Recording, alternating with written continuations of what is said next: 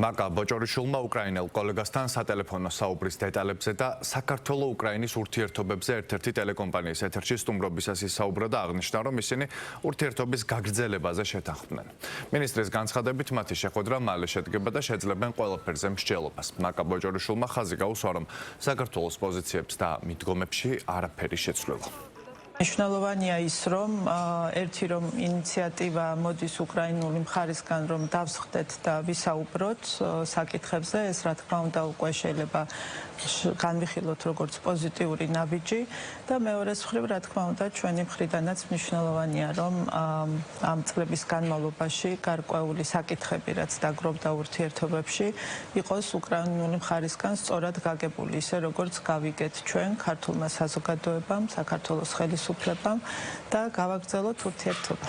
ჩვენ შევთანხმდით, რომ ცოტა ხანში გვექნება შეხვედრა და შევძლებთ ყველაფერზე მსჯელობას, რაც შეიძლება რომ გაკეთდეს იმისთვის, რომ ორი ქვეყნის ურთიერთობები დაბრუნდეს ნორმის ჩარჩოებში. ჩვენთვის ძალიან მნიშვნელოვანია, რომ ეს ურთიერთობები, რაც ჩვენ სამწუხაროდ ვერ ვიხილეთ, რომ ვერ დავარქმევთ იმას, რომ დაფუძნებული იყო ურთიერთპატივისცემაზე, ჩვენ გაცხადებულიც ჰქონდა, რომ გარკვეულწილად ცალმხრივი მეგობრობის ასე ვთქვათ, მდგომარეობაში ვრჩებოდით უკრაინასთან და ცალმხრივი ფაქტურად მხარდაჭერის რეჟიმში, ჩვენ ეს არასდროს შეგვიწყვეტია.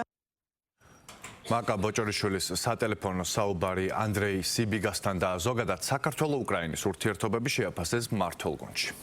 ხელისუფლების თერი ვერტიკალი იქნება ეს აღმასრულებელი ხელისუფლება და საკანონმდებლო ხელისუფლება, მათ შორის მუნიციპალურ დონეზეც ყველაფერს ვაკეთებთ იმისათვის, რომ მაგალითად უკრაინელი ტოლულების უფლებები იყოს ზუსტად იმავე ჭრილში დაცული, როგორც მაგალითად ჩვენი დროებით ოკუპირებული ტერიტორიებიდან დევნილთა უფლებები არის დაცული. ჩვენ გავართ იქ, სადაც ვიდექით 4 წლის წინ, გავართ ჩვენი ქვეყნის ინტერესების სადარაჯოზე და ამავდროულად ვართ ცალმხრივი მეგობრობის რეჟიმში უკრაინელ ხალხთან.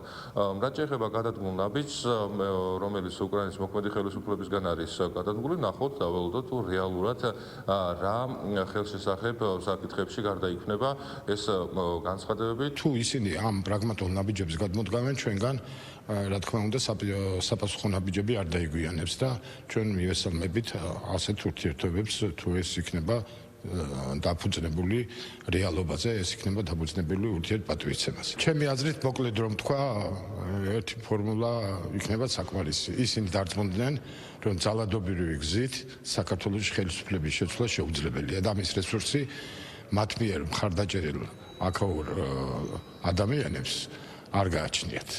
მე მგონი ეს რეალობა გაითავისეს.